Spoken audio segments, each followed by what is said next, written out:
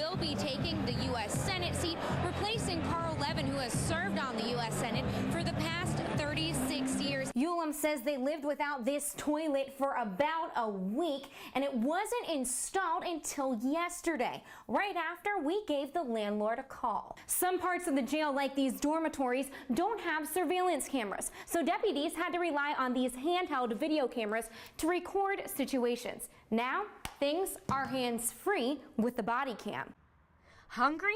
Michigan State University's campus was the place for leftovers today, with bags of trash, even cookie cake, left from last night's big game. A lot of trash. Bottles everywhere, trash everywhere. This is disgusting. It happens after every Michigan State game. And with this much trash, you better believe there's a team effort to clean it up. Police say lawn maintenance workers were cutting the grass when they found the body in this wooded area behind this empty house. Now, neighbors say nobody actually lived in the house, but the owner was doing renovations on it. Jane, we are live on the scene right now where the Lansing Township Police Chief just confirmed that one person is dead after an officer involved shooting this afternoon. She says that police pulled a car over for a traffic stop and then shots were fired. Now, we don't know much about the victim other than that he is a male, and we do not know if he had a weapon or not. What we do know is that he is one of 3 people that were in the car during the traffic stop. It was a grand escort, more than 100 patrol cars and a funeral procession 2 miles long, all to make sure fallen Deputy Grant Whitaker made it safely home. With a 21-gun salute, law enforcement from as far away as Boyne City and St. Joseph County came to pay their respects. It's the brotherhood of the occupation. It's to show the family respect. It's a tough job. Anytime somebody unfortunately loses their life doing it, there's a tremendous amount of respect owed to that person. But for many, the hardest moment of the ceremony was the final call for Deputy Whitaker on the police scanner. This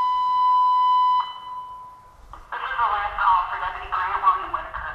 End of watch, December 7th, 2014.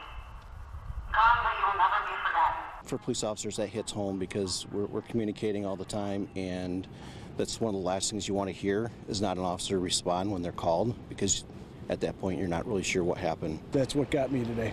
I was good up until then. Usually it's the bagpipes that get me, but that last call, that tugs real hard at the heart. Rest in peace, our friends. We have to watch from here.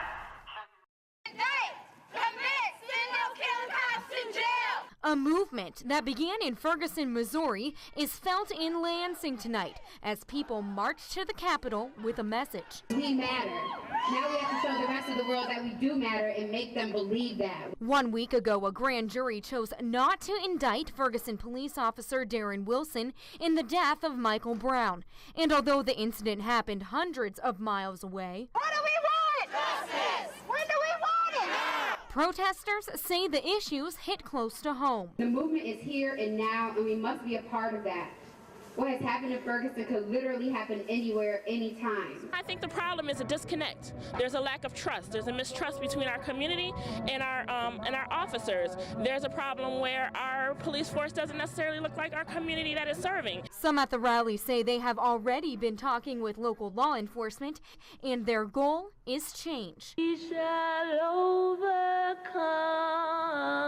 Don't ever underestimate the power that you have within yourself. Everyone has an individual purpose, and we can all make a change if we come together and attack one goal at a time. Change not just for one race. Our lives matter. White, black, purple, your life matters. But for everyone. In Lansing, Christa Lamendola, 6 News.